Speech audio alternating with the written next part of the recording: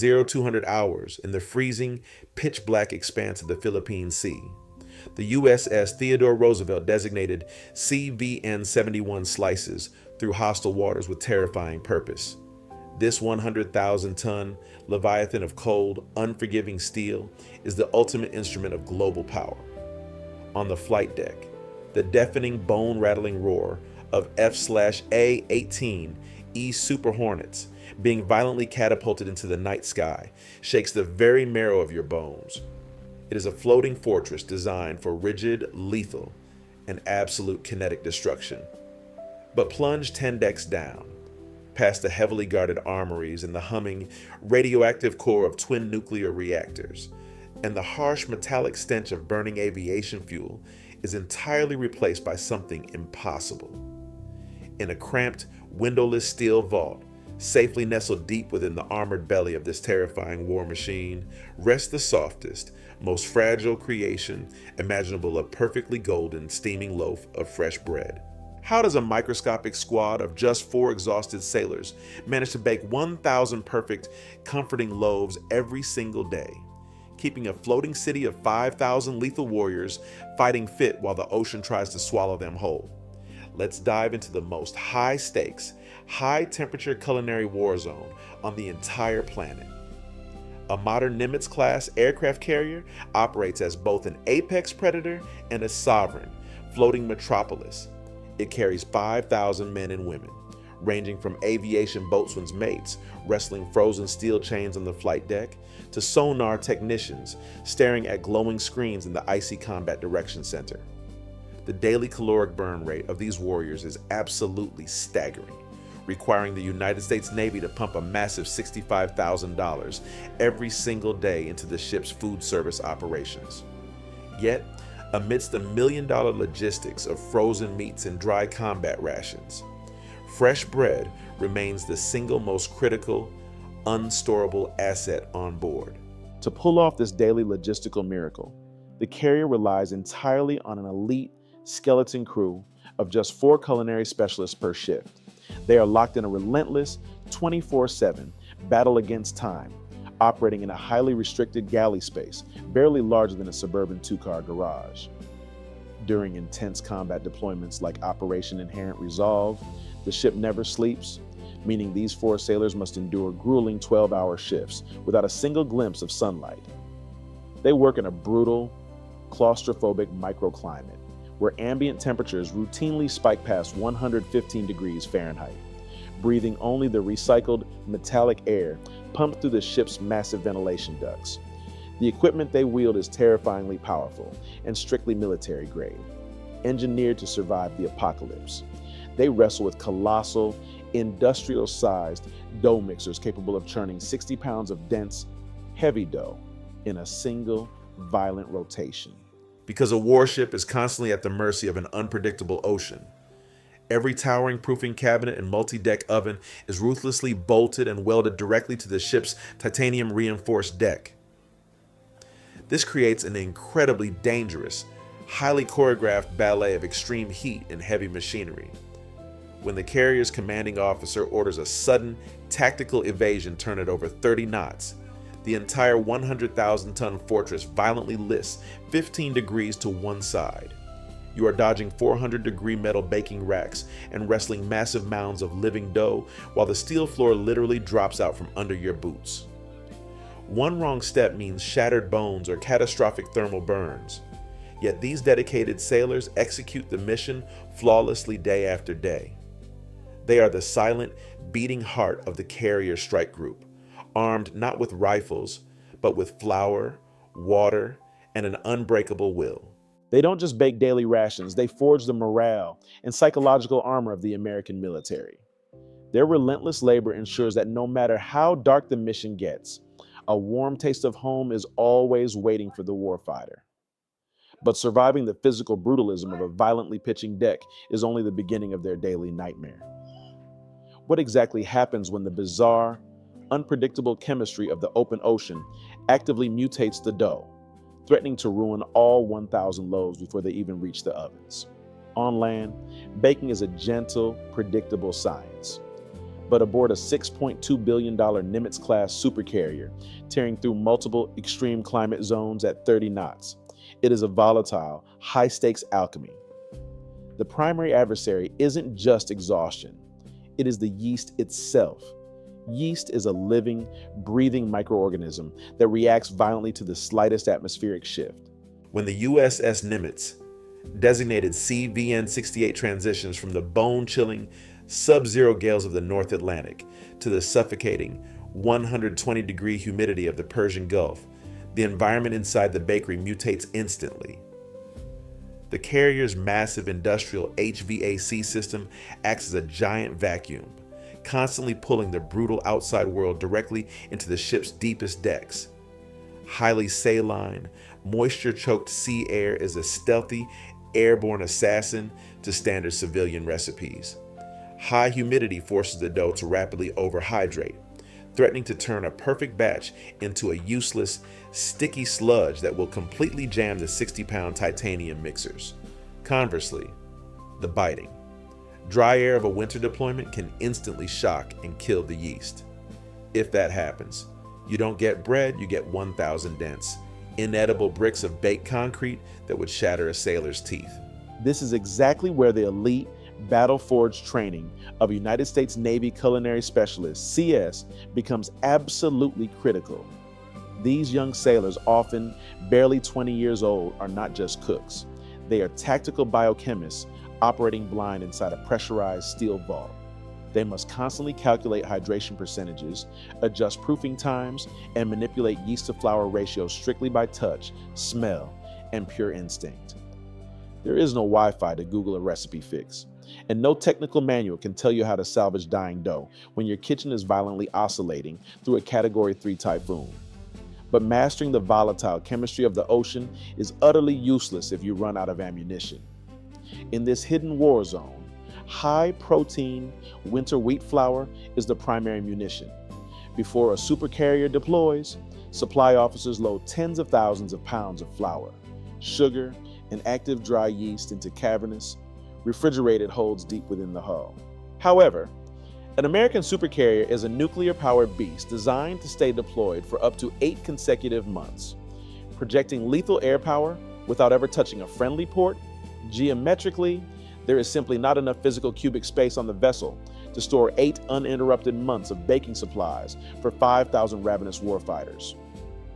To survive the deployment, the carrier must execute one of the most terrifying white-knuckle maritime maneuvers ever conceived, the underway replenishment, or UNREP. Picture a massive fast combat support ship, like the USNS Supply TAOE-6, charging aggressively alongside the carrier in the middle of a hostile, unforgiving ocean. Both vessels must perfectly match speeds at exactly 15 knots, maintaining a hair-raising gap of just 150 feet while crashing through massive, unpredictable 20-foot swells. One microscopic miscalculation by the helmsman, or one unexpected rogue wave, and these two steel behemoths will grind together in a catastrophic, multi-billion-dollar collision. Across this churning, violent chasm of black water, heavy steel tension cables are fired and locked between the two moving warships. Massive. 1-ton pallets loaded with precious cargo, including highly sensitive flour and temperature-critical yeast, are sent rocketing across these cables on mechanized pulleys. The tension is palpable. If a steel cable snaps under the immense kinetic pressure, it can slice a man in half, and a month's worth of critical baking supplies plunges instantly into the crushing abyss. The bakers below deck wait anxiously, knowing their entire 24/7 operation hinges on the flawless, nerve-wracking execution of the deck crew above. But the ocean is a ruthless adversary, and in modern naval warfare, the high-wire UNREP is often violently aborted without a second's notice. A sudden sonar ping from a hostile Type 093 nuclear submarine, a rapidly forming cyclone, or an emergency scramble to launch a combat air patrol (CAP) can force the carrier's commanding officer to instantly sever the connection. When that logistical umbilical cord is cut, the bakery does not get to put up a closed sign. The mission dictates that 5,000 sailors still need massive caloric fuel to function, plunging the culinary team into an extreme, high-stress survival protocol, they instantly trigger a strict zero-waste military doctrine, stretching their rapidly dwindling ingredients to the absolute mathematical breaking point. Every single ounce of flour becomes more valuable than gold, and nothing is thrown away. Recipes are aggressively reverse engineered on the fly, utilizing intense, slow fermentation techniques to maximize volume and draw out complex flavors from the bare minimum of resources. These four unsung heroes fight a hidden, grueling daily war against chemistry, collapsing logistics, and bone-crushing exhaustion. The bread forged in this relentless steel furnace is the very glue holding the psychological armor of the crew together, ensuring a hungry sailor never makes a fatal, split-second mistake on the flight deck. But what happens when the brutal daily grind of survival is suddenly shattered by a moment of extreme psychological necessity, and this tiny, exhausted bakery is ordered to perform an impossible, jaw-dropping culinary miracle right in the middle of a combat zone, when a 100,000-ton supercarrier like the USS Ronald Reagan, designated CVN-76, hits month 6 of a grinding, high-threat deployment in the Philippine Sea. The crew violently slams into what naval psychologists call the wall. Physical exhaustion mutates into a dangerous and silent psychological fatigue that threatens total operational collapse. The relentless, bone-rattling rhythm of catapulting 60,000-pound F/A 18F Super Hornets into the black sky day and night takes a devastating mental toll on the flight deck crew. This is exactly when the bakery's mission violently shifts from basic caloric survival to absolute high-stakes psychological triage. In the civilian world, a birthday cake is just a pleasant mixture of sugar, flour, and icing. But aboard a warship, actively dodging hostile radar locks thousands of miles from the nearest Allied port, a customized cake is a precision-guided morale munition. The United States Navy officially recognizes that the human mind is the single most fragile, volatile weapon system on board. If a 19-year-old aviation ordnance man is spending their very first birthday isolated from their family, the culinary team executes a highly classified, emotional rescue mission. The young sailor is suddenly pulled from the deafening, grease-stained chaos of the hangar bay and brought down to the mess decks.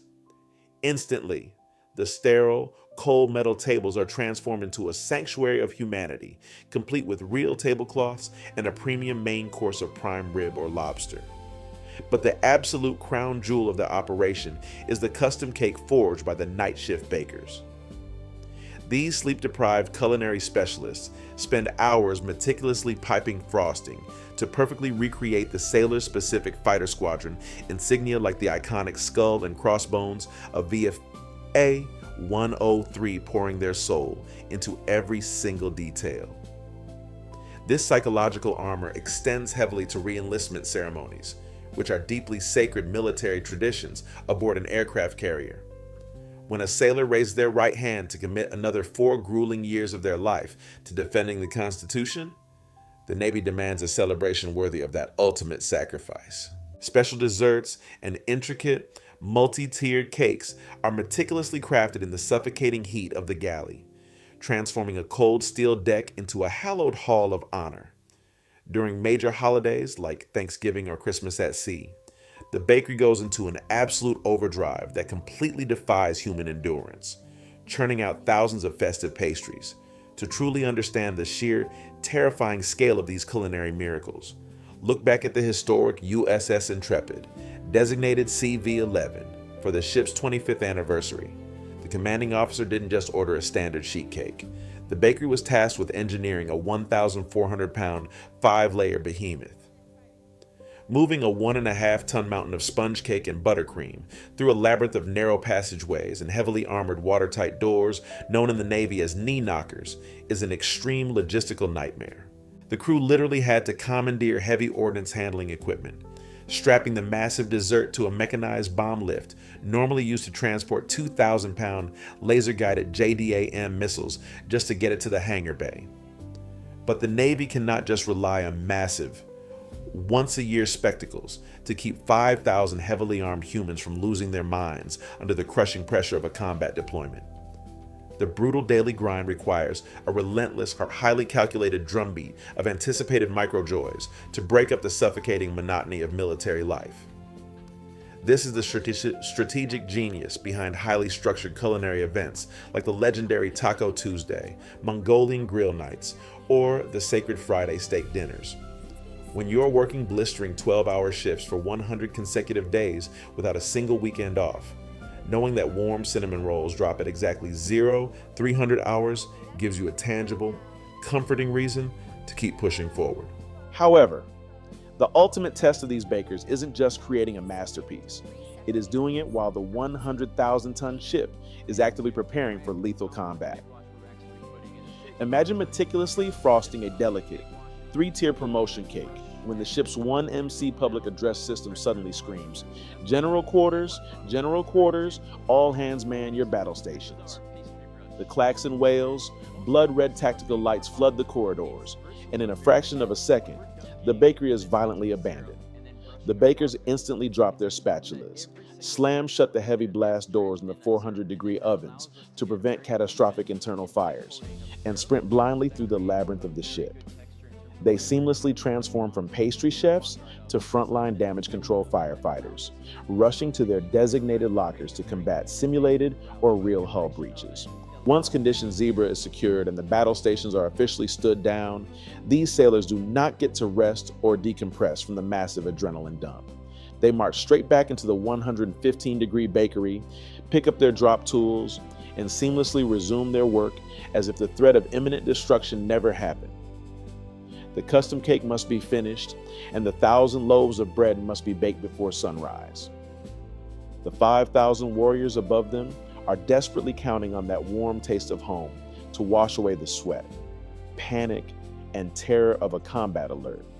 It is a profound testament to the sheer, unbreakable grit of the American culinary specialist, proving that modern wars are won not just with hypersonic missiles, but with meticulously engineered morale. But how does this Herculean, chaotic American logistics operation actually stack up against the rest of the world's elite naval forces? And what happens when you zoom out to see the true, terrifying strategic impact of a single loaf of bread?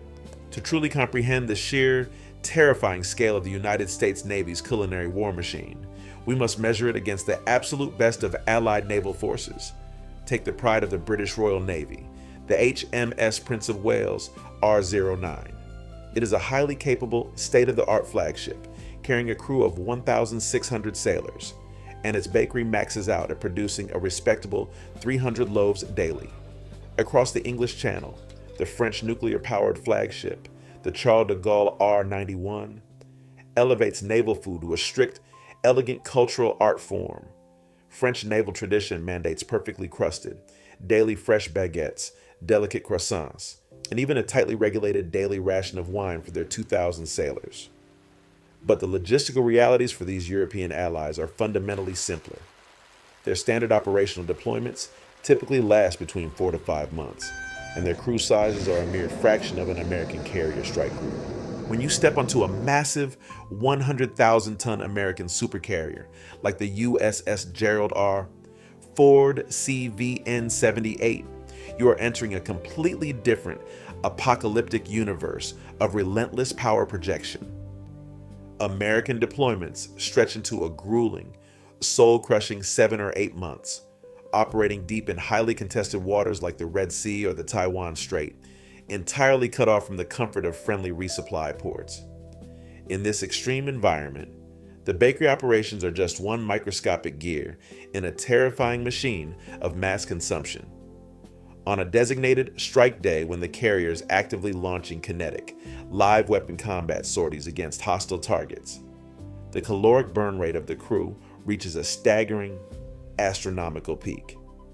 In a single, brutal 24-hour window, the food service division annihilates 1,600 pounds of frozen chicken, 160 gallons of milk, and 350 pounds of fresh lettuce.